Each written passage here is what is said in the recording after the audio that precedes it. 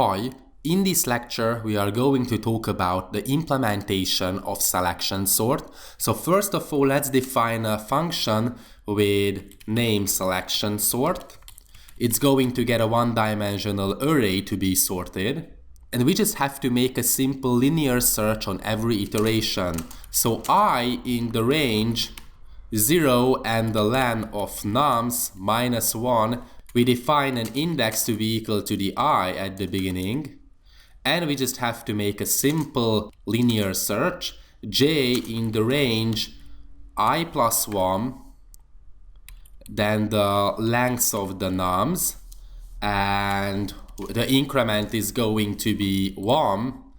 I don't know why Notepad++ does this, but anyways, we start from I plus 1, the end index is going to be the length of the numbers, and the increment is going to be 1, and basically that's why we do not consider the last index here, because we are going to compare the I plus 1 item. Okay, so we just have to search for the minimum one. So nums j is less than the nums index. We know that we find the smallest item in that given array. So that's why we initialize the index to be j, and if the index is not equal to I, we want to swap them. So we don't want to swap the item with itself, that's why we have to check whether the index is not equal to I. We swap the nums index and index I. So what about the swap function? We define the swap with a one-dimensional array and two indices, and of course it is the standard swap operation. I nums I is equal to nums j, and the nums j is equal to the temp. This is how we swap them. Okay, so in the main method, if the name is equal to the main, this is where the application starts. We define this one-dimensional array of numbers. So 5, 2, 1, 7, 6, 8, 8, 0.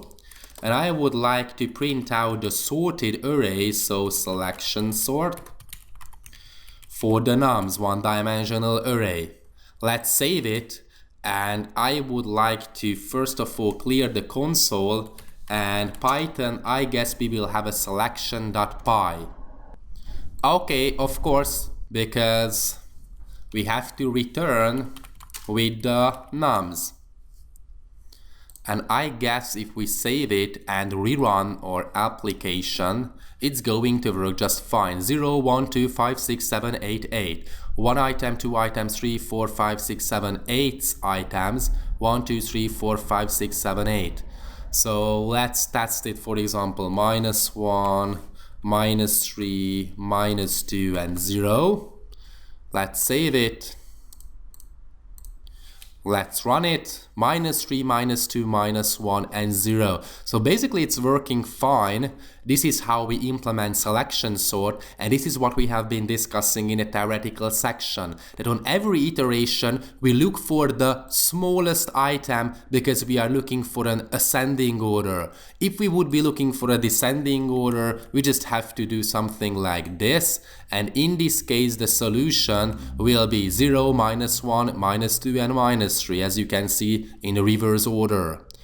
And basically on every iteration we consider one items to be sorted, so it is very similar to bubble sort. That's why it has a quadratic running time as well. So that's all about selection sort implementation. Thanks for watching.